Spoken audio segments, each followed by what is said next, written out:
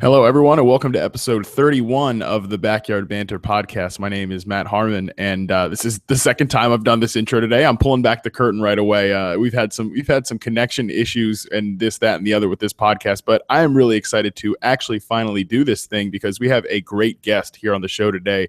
It's Adam Levitan from DraftKings from the Daily Fantasy Football Edge podcast. Adam, how's it going, man?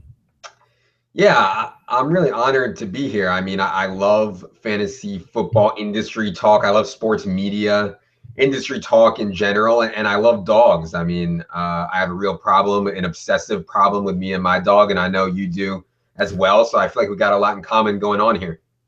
Yeah, I would say we are definitely in good company in terms of the dogs, and I know you've built up a pretty good following on the. I listen to you guys' DFS Edge podcast during the football season all the time, and I know that you guys talk a lot about Jerry on there. You've got the photoshops going on. That's a pretty peak connection you get with your followers there. I mean, shout out to Rusty Nuts DFS and some other guys that have just made the most incredible memes and images with Jerry's face. Like, I feel like in terms of not quantity but quality, there's more quality Jerry memes out there than there are crying Jordan memes. And I know that's setting a high bar, but there's some serious Jerry memes out there.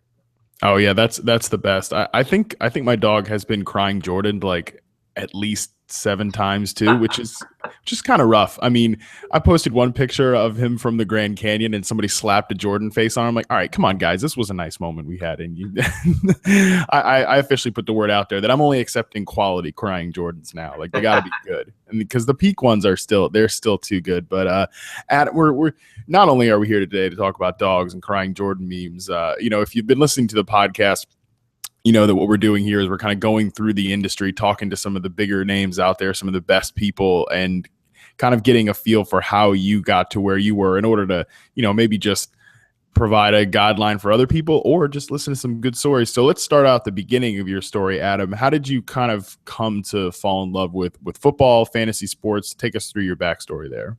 Yeah, I know you ask this question a lot of people, or I guess every episode you say, how do you get the bug for football? And I've thought about that a lot from listening, and I'm not sure that I necessarily have the bug for football, and maybe that'll disappoint some people, but like, I'm not sure if fantasy didn't exist, I'm really not sure I would sit down and watch a football game. And that really might be blasphemy to a lot of people out there, and I get that, but I always had a thing for watching sports to try to predict the outcome. Like, I can remember as far back as 5th and 6th grade organizing pools for my friends. And back when I was doing this, there was no such thing as the internet. We obviously had the box scores in the paper, and I would organize it, and I would do everything by hand. Like, one of my first confrontations ever was with this kid's mom, who I guess the kid went to his mom and complained that I didn't let him in this fantasy football pool that I was doing by hand because it was just so much work. I had to cut it off somewhere. So I cut it off with this kid,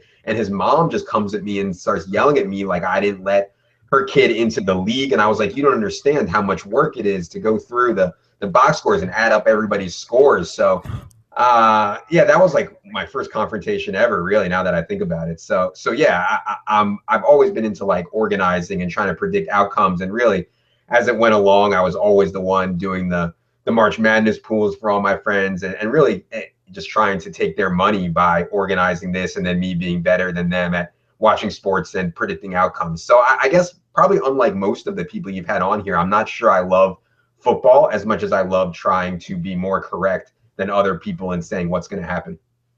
Yeah, that is a completely different perspective than anything that's been shared by anyone else. That's so funny about the interaction with the mom. That's like you were dealing like with a troll on Twitter before there was even the internet. Yeah, and she was like, "You will let Gregory into the league." And I was like, "I really don't have time to." She was like, "No, he is in the league," and that really stuck with me. Oh, that's incredible. So that's interesting. I mean, just so do you like on Sundays, are you watching games? Or are you tuned in or like what kind of explain that, I guess, a little more like how that's different from everybody else? Yeah, of course I'm watching games because I do think there's something to be gained by watching a football game rather than just looking at stats. And there's certainly people that you could talk to that say, hey, you lose stuff by watching a football game. It just clouds your mind because the data is impartial. I actually think there is something to be gained by watching a football game, mostly because what I'm normally trying to project is opportunity. I know there's a lot of people out there that try to project talent and how good a guy is. I'm trying to figure out exactly when coaches use players, in what spots they use players, how often a quarterback uses a certain scheme, or if we audibles, who he goes to. And a lot of that stuff I think you can pick up by watching the games. So I certainly watch a lot of the games. I still enjoy watching sports. I still love sports. I guess just my main point is that if I didn't have something where it was fantasy, or I was using it to predict future fantasy stuff, I'm not sure I would watch. I see. So it really is just kind of a, I think that we all it's football is kind of like in sports in general, or, they're entertainment. It's like it's an art form, and it's all like what you get out of it. It's just like if you're walking through a museum, like I'm going to interpret a painting completely different than somebody else would. And I think that it's just that whatever you get out of it is different. So that's pretty cool perspective. So I guess so you kind of always had the bug to sort of be more involved than just like a casual observer. When did that kind of transition to writing about fantasy sports? Yeah, I always thought that for sure I was going to be a beat writer for the Washington Bullets for the Washington Post, like 100%, no doubt. I always thought that would be my job. I worked for the high school newspaper. I planned to go to journalism school all throughout high school. Used to go to Bullets games with my dad, and this was during the George Murison, Chris Webber, Juwan Howard, Calbert Chaney years. And I know you're not an NBA fan, but for my NBA people out there, those were great times. But yeah, I used to go to all the Bullets games with my dad and look up at the press box. And that was when Tony Kornheiser and Michael Wilbon were covering the Bullets a lot. And I would look up there and think, one day I'm going to sit up there and be the beat writer for the Washington Post. So I was a journalism major at Penn State, where I went. And yeah, started looking for newspaper jobs and jobs in sports writing after that. This was back in 2004. It was certainly before fantasy football was anybody ever thought you could have a full-time job doing that. There were certainly fantasy football articles in newspapers, but they were really just guys who followed the NFL and had a fantasy column on the side. Like, to think that this would ever be a full-time job was just so foreign. So I took a job with a place called the Sports Network right after college. Was writing about international soccer. They were paying me about $24,000 a year. And I got fired from there, or quote unquote laid off from there, about 4 months into it. And that's kind of when this whole thing kind of spiraled from there. So yeah, I think that for me, like, I always thought I would be a news sports writer, like an actual beat writer. And I think, a lot of guys coming up today don't really take that path, and that may be better, that may be worse, I don't know. But for me, it was always about newspaper and uncovering information. Well, yeah, I would say in terms of young guys like coming up, that's for me thinking about like, what do I want to do as a writer? The one thing I never wanted to do was be a beat writer. That was one thing that for me, that wouldn't like click, I guess. But that's, it's really interesting. And I would say that you kind of found a place initially with Roto World that definitely is news heavy, even if you're not covering a specific team. Yeah. And so I think that helped me get the job. And just real quick, how I got there, I guess I never really mentioned, this place called the Sports Network was downsizing, and they let me go. This was 4 months. I was 22. I was living in a place called Manayunk, which is kind of like a young person section of Philadelphia. And I wasn't really sure what I was going to do. I mean, I had almost no money. And this guy that I worked with at the Sports Network named Jordan Ranon now covers the Giants for NJ.com. He had some connections at a very small paper called the Doylestown Intelligencer. Helped me get a part-time job there, where I was an agate clerk and page designer. And I'm not sure anybody really knows what that is, but basically it's the box scores and all like the small print in the sports section of the newspaper. Like, I was the guy that compiled that and put that on the page. And, they would pay me $11 an hour for 12 hours a week. I was supplementing my income, and I'm not sure I would have been able to stick with sports if I wasn't able to do this, but I was supplementing my income by playing poker. At that time, if you were reasonably competent at poker, this was like 2004, 2005. If you were reasonably competent at poker back then, you could win a lot of money, or at least have a sustained success and not that much variance, just because it was so new and there were so many bad players. So I was able to kind of float myself along with this part-time job, stay in the industry, see what would happen next, and also play poker to kind of support myself. Later, like maybe a year later, a year and a half later, Jordan got a job at Metro newspaper, which was a small daily here in Philadelphia, and he used me a lot on a freelance basis. So I was able to stay in the industry that way. Was able to write some fantasy columns for him that got published. And then when it came time for me to try to kind of get more into fantasy, I was like, this is really something I really like writing about a lot. Let me see what else I can do. I actually had writing samples to send to Greg Rosenthal. And I also had this journalism degree, and I had some writing and beat writing experience, on a small scale. And I thought that that kind of helped me perhaps get noticed. He didn't answer my email for like 6 months, but eventually he did. And I think that might have had something to do with him giving me a shot. Nice. Yeah. I mean, you definitely have the credentials for sure. Just real quick, kind of cycling back a little. And, we've had this conversation with some people on the podcast, but it's always good to get this perspective from somebody that went. Do you really feel like journalism school was a big help for you? Because this is kind of a debate that crops up on Twitter sometimes, where people say, oh, it doesn't matter, it's not worth it. Or a lot of people say it's a huge thing. Where do you kind of fall on that?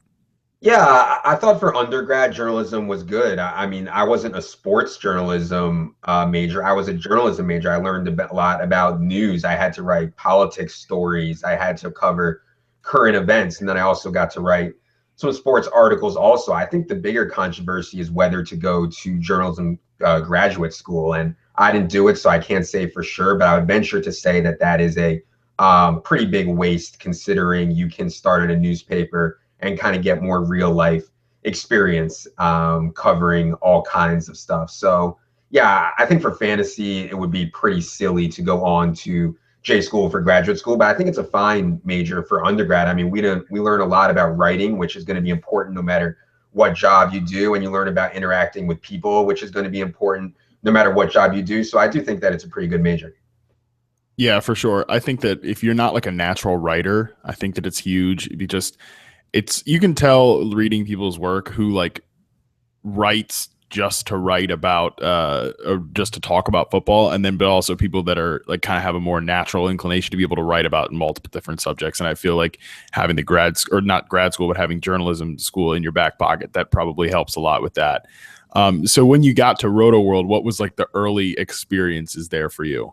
Oh yeah, I was terrible. I mean, it looks easy to write a blurb, right? Like you find some news and you write about it, but I was absolutely terrible. I mean, Evan and Westling were just all over my case. I mean, I was a total disaster, but I think Greg kind of made them stick with me. I mean, when you start, like, I didn't have any background about offensive lines or, defensive linemen or safety play or schemes or any of that. I mean, this was in 2006 or so. That information really wasn't that readily available. And as somebody who really wasn't like the biggest NFL savant or anything, I had to write blurbs about offensive linemen. I just had no clue whatsoever. So Evan and Chris used to go back through my blurbs and edit them all up and make sure that they were fit to be published. So, without them, without them doing that, I'm not sure I would have stuck. And without Greg having them stick with me through while I learned all this stuff would have been a disaster. So yeah, I owe everything to Evan and Chris and Greg. I mean, for me sticking there and sticking with them obviously gave me a platform, and obviously without Roto World, nobody would know who the hell I am in the world. So just everything to them for helping me along, because it's really harder than it looks to write a blurb. That it sounds dumb, but it really is. Yeah, it kind of explain that a little bit, because I mean, definitely to an outsider, it seems like, oh, you just you kind of regurgitate a little bit of what the beat writer says and then give a little quip at the end, but there's a little bit more to it than that. Yeah, well, first finding it, right? Like this was back before Twitter, so finding news was a lot harder. And I also think that like the best blurbs on Roto World, the best ones that we were doing were ones that aren't on Twitter. Like if you have a Twitter account, in theory, you should be able to see most of the news. But there's also takes and stuff on TV and stuff in the actual newspapers that is really relevant and stuff that you can't find anywhere else besides Roto World. So I thought that was really important. Number one, finding the news. And again, before Twitter, that was really hard. So like, Chris would come on and be like, here's some stuff that I saw you missed during your shift. And there would be like 10 really big things that were in newspapers that I missed. And I would know to go back and read through this parts of papers and stuff like that. So that's kind of the first thing. And the second part that I think is difficult is having just a knowledge base to write intelligently about every single player in the NFL, not just skill players, every single player in the NFL. And I certainly struggled with that for a while and trying to relate it to fantasy and write it in a way that people can understand it. I think, there's a lot of really smart people out there doing crazy things with data. If you have this amazing gift for spreadsheets and data and everything, but you can't convey that to your readers, it's essentially worthless. And I think, that's why Mike Clay is so great and Bales and all these guys, like they are crazy data stuff, but they can also really write and convey that to their readers. So I think it's just, if people try it, they'll realize that it's harder than it looks. Yeah, for sure. And, this is your story is a little different from some too, because, you didn't just walk into something and were just immediately good at it. That's pretty cool, because sometimes I guess you kind of have to find your way in it. And so what was like, how did you kind of get better? What was a little bit of the path that you took in order to improve at Roto World? Yeah, I mean, just getting a lot of hours. And I know I heard Roto Pat talk about, like, when you first start, you do the shit hours, Saturday from 8 a.m. to 8 p.m., Sunday in the off season, Friday night. And I was just doing that and always trying to do my best to find stuff, even when news wasn't going on. And I would look, when Evan and Chris would edit my blurbs, I would look and see what they changed with them. And as I go on, I read every single blurb, which is something that I was a huge Roto World fan before I started working there. But once I started working there, I certainly read every single blurb, and that just gives you a bigger knowledge base of all the coaches and all the coordinators and all the different positions. So yeah, just growing my knowledge base and just knowing where to find news and kind of finding a style that works in blurbs. And yeah, eventually, I think after 6 months to a year, I think everybody who lasts that long has a pretty good handle on it. Yeah, for sure. And it takes time to get into that sort of style. And also, yeah, building the knowledge base is the most important thing. Like there's nothing more embarrassing, like as an analyst, or especially a fantasy analyst, if somebody asks you a question, and you're kind of stuck there with your pants down and you don't know the answer. You don't even, like, what the hell who the hell player is that? Except during the draft. During the draft, there's like, 7th round defensive ends that I'm perfectly fine, like, never knowing that they existed. But big name players, it's kind of rough to not know what you're talking about. Yeah, for sure. Yeah, I love stumping Josh Norris when, like, a guy gets drafted and Norris doesn't know who he is. It's amazing. Yeah, that's the best. So after, how long were you at Roto World before you left? Yeah, like 7 years. I mean, I started as a blurber. I emailed Greg and I said, I'm willing to do anything. Here's some clips. Here's my resume. I'm willing to do anything, and I sent him some ideas for articles, and he wrote back and said, the articles are great, but what we really need is a news blurber. And, the pay is $8 an hour or something like that. And I said, sure, like anybody would. I'm sure, like, you have to take things in perspective. I understand that people are willing to do this for free. Like, people would for sure do Roto World blurbs for free. I wasn't going to say no to $8 an hour by any stretch. I probably would have said yes to free also. So yeah, I just, started off doing just blurbs, and then gradually they gave me more hours, gradually let me do some articles. Eventually, when Chris Wessling left, I started doing the waiver wire column, the daily dose, and just kind of my role grew and grew. And yeah, I was there for 7 years. So yeah, obviously just the most amazing place to work for sure. And yeah, it was a great 7 years.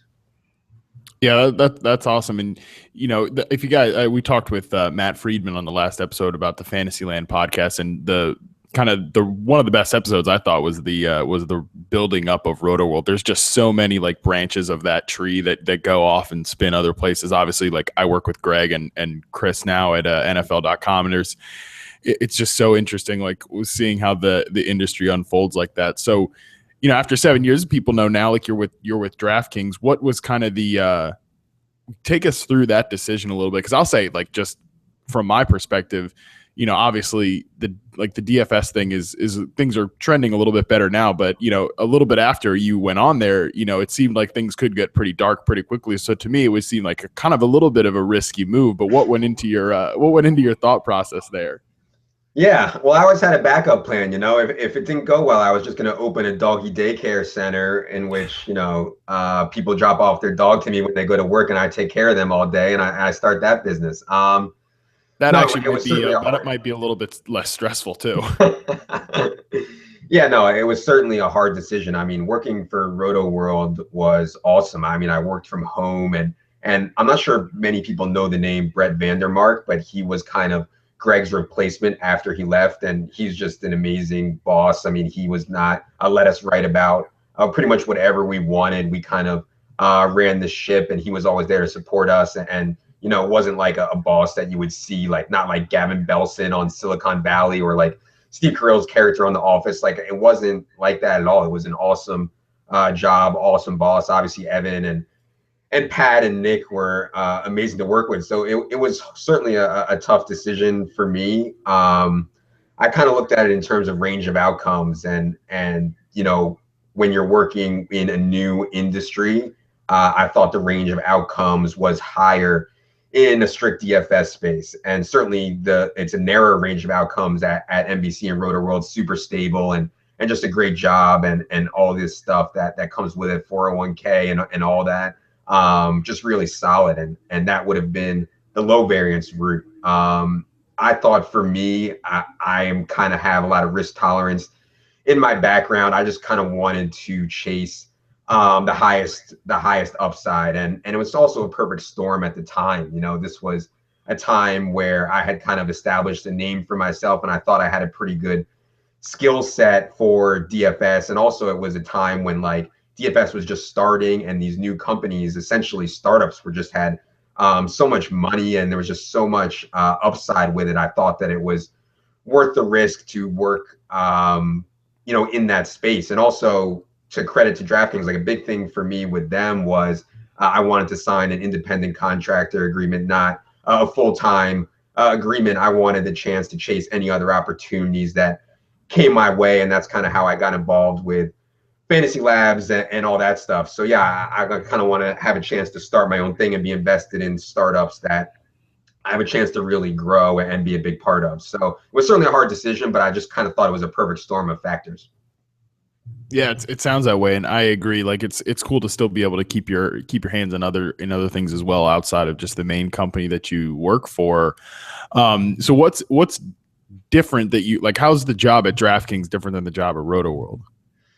Yeah, I try to carry over a lot of my articles that I thought were good from Roto World, that focus on game-to-game stuff, that focus on opportunity. And I know I already mentioned this before, but like I think in Dynasty, probably 100% of your skill set should be talent evaluation, and in redraft, maybe 50% should be talent evaluation. And in DFS, really, I'm looking 90% at opportunity, or at least 80% at opportunity, and then maybe the other 20% is talent. So I've tried to shift my focus there, and I've tried to follow the news as closely as possible throughout the offseason, but I certainly don't follow it like I did at Roto World, just because there's no way to profit off of off-season news until that part of the year, that 3 or 4 months of the year when we can play DFS. But yeah, I think it's pretty similar. My articles are pretty similar. I try to focus more on type projections and target projections and carry projections. I try to focus on news that impacts DFS players specifically. And yeah, but like always, just like at Roto World, I still try to be someone that people can come to for information first and foremost. I don't want to put my opinion out there as much as I want to put out just information that people can use to make their own opinions. Yeah, for sure. It's definitely the there's been some people that have kind of like, dipped the toe into the water of the DFS thing, but there's others kind of like yourself that have gone full on in there. What about DFS really just kind of appeals to you? differently than maybe other forms of fantasy?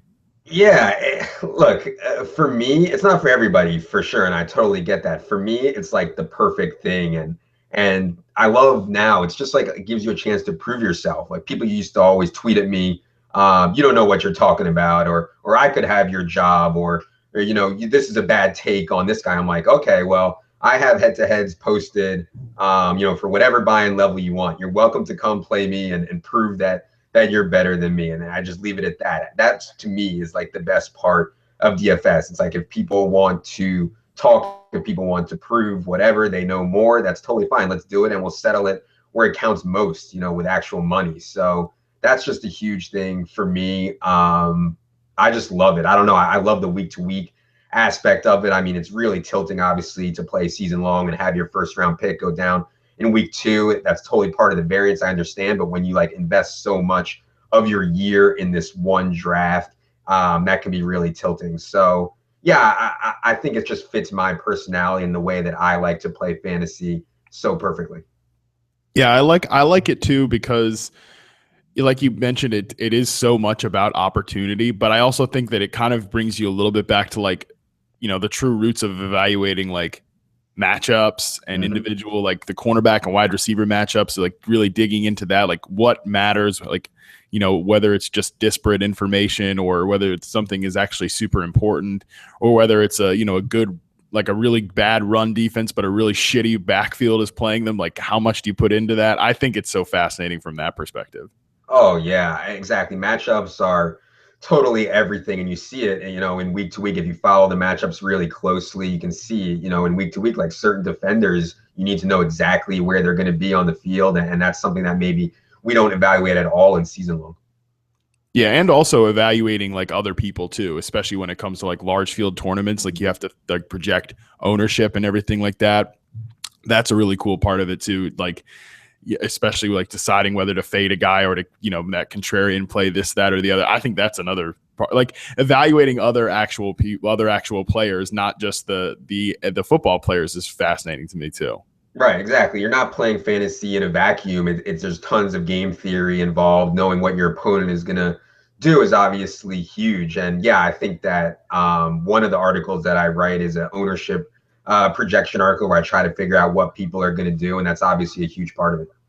Yeah, it's good stuff, and you guys have a really good podcast, like kind of diving into all this. I think I mentioned it up top, the Daily Fantasy Football Edge with Al Zeidenfeld and Peter Jennings. That's a good show. I always would listen to it on my Saturday shifts at NFL after I'd written my DFS column and be like, oh damn it, those guys brought up a really good point. I should have written that.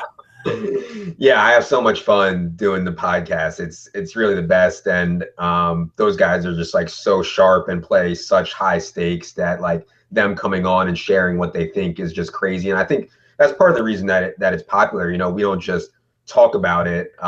We actually go out and like you can play Peter and Al for any stakes that you want. Literally, like they play so much, and they're sharing information that they certainly don't have to. So yeah, it's just so fun to do the pod with them.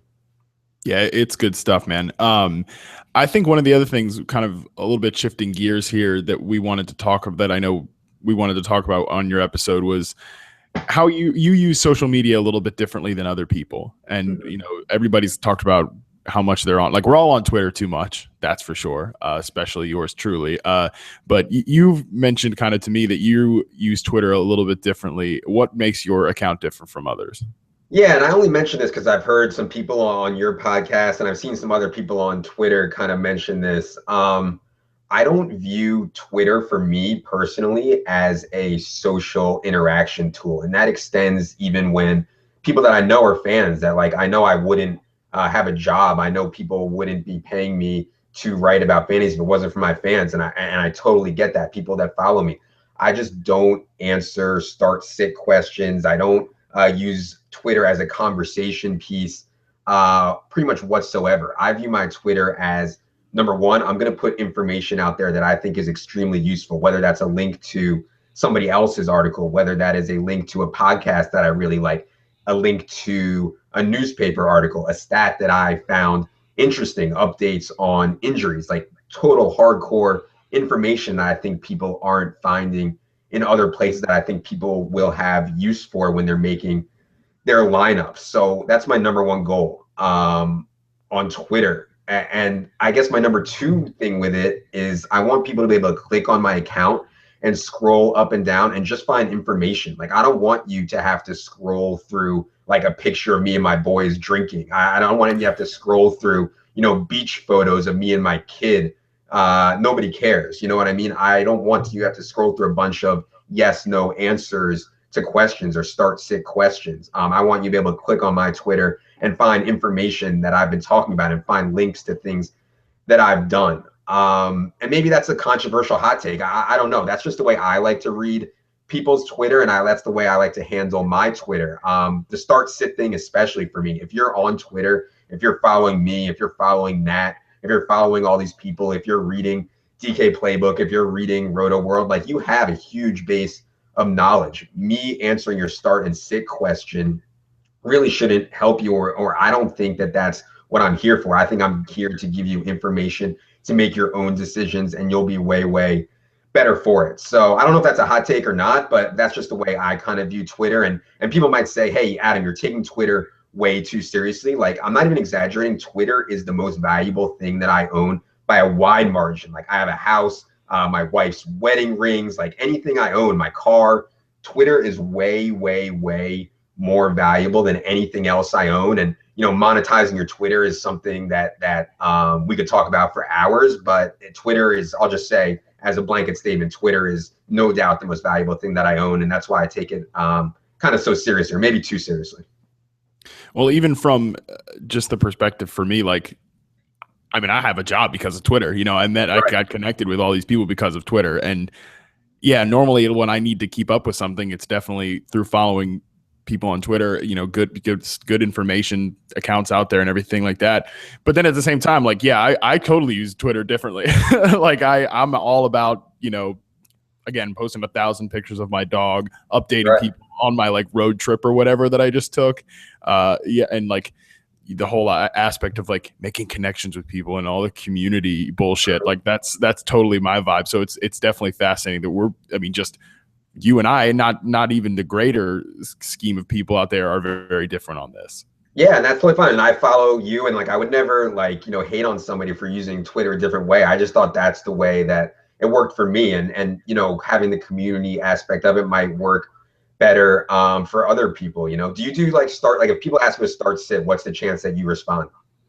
Oh man, I answer a lot. I hate answering them though, and I probably should just stop. Like, yeah, there's a pretty good chance I answer it, but it is super frustrating. And I agree with you. Like, I feel like it's such a, like, I don't know about a waste, but there's so much better ways that you can make a decision than just like, I responded with this. Cause whether it's looking at rankings or just reading an article or something like that, you get just a better to make a decision than should I start Mark Ingram or Doug Martin or something like that. I'm totally with you on that thought. Yeah. And like, a lot of the questions that people ask might be like 55-45 or like even 60-40. And in that case, like, a lot of times we're going to be wrong. Like, if I answered 100 start sit questions, I'm pretty sure I'd be wrong like 45% of the time. You know what I mean? So yeah, I just don't really see a lot of value in that. But I get that people want an answer. It's just Twitter isn't the forum for me to necessarily do it.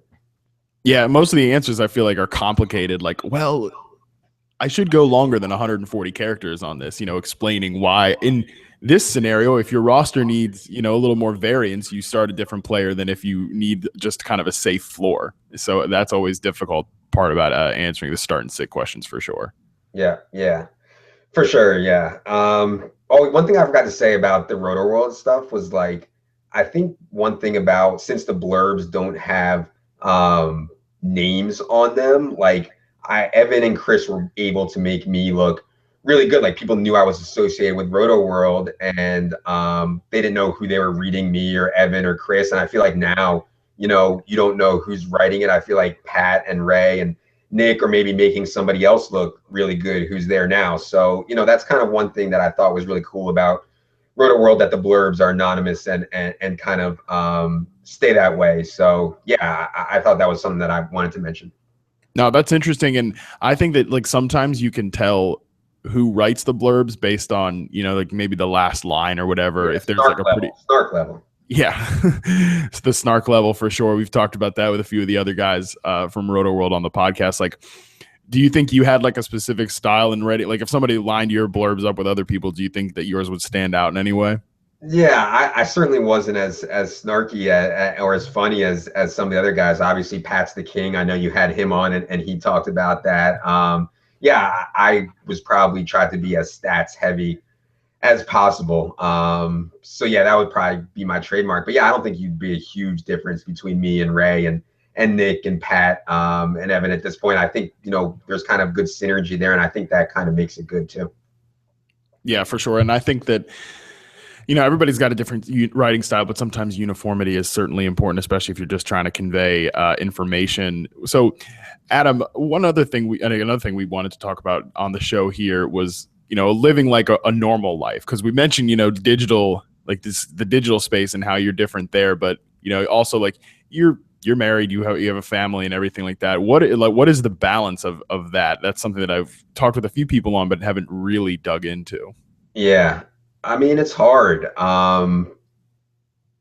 First of all, I think finding the right girl is just so huge. Like, think about it in terms of percentage. Like, what percentage of the field, and I mean like field of women between the age of like 22 and 30, like what percentage of the field do you think is attractive enough to one day be your wife? And Matt, don't tell me that inside is all that matters. We all know that looks are going to be a factor when you're. Oh, I was going to say like bottom, like a 0.5% of them.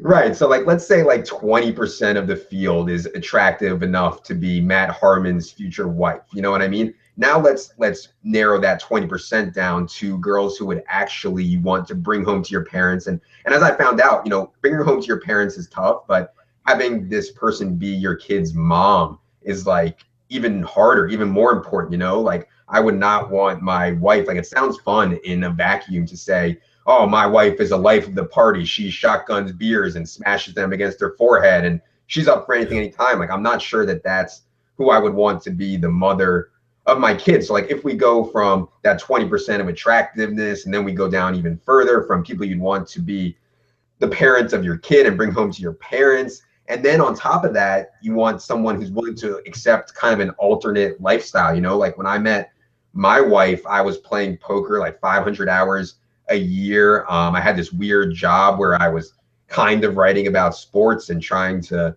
write about fantasy. It's just like really an off the beaten path. And most of the girls that are attractive and have these really good qualities that you want to bring home to your parents and raise your children aren't going to be into a guy who has this kind of weird job. They probably would prefer a lawyer or a doctor or a teacher or somebody with a more stable life. So it's really hard to find the right girl for this industry. I mean, thank God I did. I have the most amazing wife that fits all the parameters I just talked about, but it's hard. But I think, taking the time to find that person, if you're going to be in this industry, is really important. And then from there, everything is really easy. Like if I have a podcast, if I have to watch a game, if I have to do anything, she's always there to say, I understand, like, this is work for you, even though it's football, and I'll take care of the kid or whatever. So I think that makes it really easy if you start with having the right spouse. Yeah, I think, well, for one, you really have me on tilt now of thinking about just the odds and percentage about women and dating and everything. I think if you've listened to the podcast, you've definitely heard me shit all over my dating life, and that's pretty accurate. I'm actually going on a date tonight, so maybe which is shocking in and of itself. But yeah, I actually have managed to trick a girl into going on a date with me, but I'm sure that we'll find out she doesn't fit any of the parameters, and it will end in horrible flames. But when you go out with her, you don't say that you write about fantasy football and reception perception. You say, I'm a writer for NFL.com. You know what I mean? And see how it goes from there. Well, that is and you mentioned like just having somebody that's able to accept kind of like an alternate lifestyle. And that's probably, you're right, that's probably honestly the hardest part, just because even if like I tell people like what I do on a day-to-day basis, like I get weird looks anyways, and they're not even people that I'm trying to like, you know, marry or anything like that. Yeah, exactly. I still find it hard to, especially the generation above us. You know, I'm 33, and I think I'm kind of the top of the range of people that understand my job. If I go to my parents' generation, I really struggle to explain to them what I do. So yeah, it's certainly not an easy thing. Right. So you watch football and then you spend a bunch of time on the internet. It's a tough thing to, it definitely sounds better, you know, when you go out and like, yeah, I write for NFL.com. Like that sounds important. But then when you really, when you really explain the day-to-day stuff on a date, then they're like, all right, this guy might be a loser. So that's kind of, that is harder. And, you know, just the time away, that has to be probably, especially as a dad, that probably has to be one of the harder things to deal with. Yeah, when like before we had the kid and I didn't know too much about raising a kid at all, I was like, oh, you know, I work from home. I'll just, you know, he'll sleep or he'll, you know, entertain himself and I'll do work all day. And once we had him, I realized that that is just absolutely positively not an option. Like he has to be cared for. Like I can't take my eyes off him for 1 minute. So there's no way I could get any work done. And that's where daycare comes in. And that's kind of where like the financial part of the whole thing comes in too, because having a kid is obviously expensive. Like when I was making $24,000 a year, I was like, whatever, you know, I could eat some bread and cheese for a week, or I could eat ramen for a week. It's not a big deal. Now, obviously, it's different. And, you know, I also think that's kind of where DFS has helped the industry a ton. You know, even the season long sites, everybody involved has more money now because there's more money in the industry as a whole, thanks to DFS.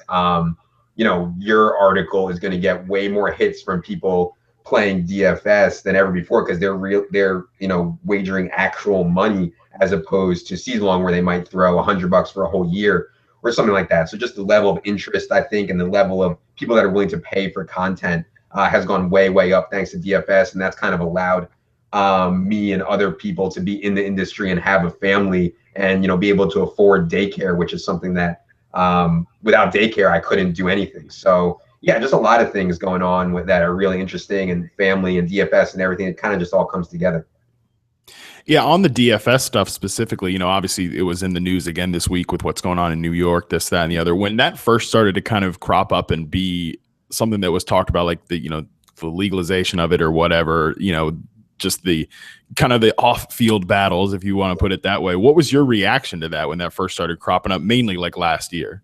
Yeah, no, I was concerned. You know, it was probably like Friday night. For those of you guys that don't follow, like the New York legislature went overtime to discuss the bill in New York, which obviously sets the tone for the rest of the country. And it took until 2:30 in the morning for them to legalize and pass this bill. I mean, I would consider it the biggest sweat of my life.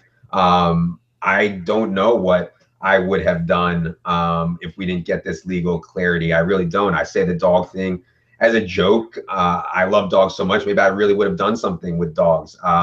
Back when I was first at Roto World and I thought, you know, I might not be able to do this full time with a wife and a family, I took the GMAT, which is the entrance exam to go to business school. And maybe I would go back and use that score to go back to school. I was really thinking about other options for sure scary. But yeah, I'm just like so relieved. And like I said, the biggest sweat of my life on Friday, just getting out everything worked out and legal clarity in New York. So yeah, it's I would say a pretty big relief after Friday night.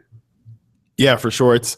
I mean, it definitely feels like it's a good thing. It creates a lot more jobs and that especially in and of itself, like there's just more sites that, you know, want to cover fantasy now because of DFS, or, you know, like even at Football Guys where I still work, like there's a lot of guys there just writing about DFS that, you know, who knows what would have happened if it went differently. It's pretty tenuous, but it's a good thing that seems like we're trending in a positive direction. Oh, for sure. Yeah. I don't want to say out of the woods, but yeah, I'm really like somewhat surprised, but really encouraged that the government seems to understand that this is fantasy football in the future, just like Uber is taxi in the future, just like Airbnb is hotels in the future. Like as technology advances, we need regulations and consumer protections on stuff like this. So the fact that the government could see that, to me, was really encouraging.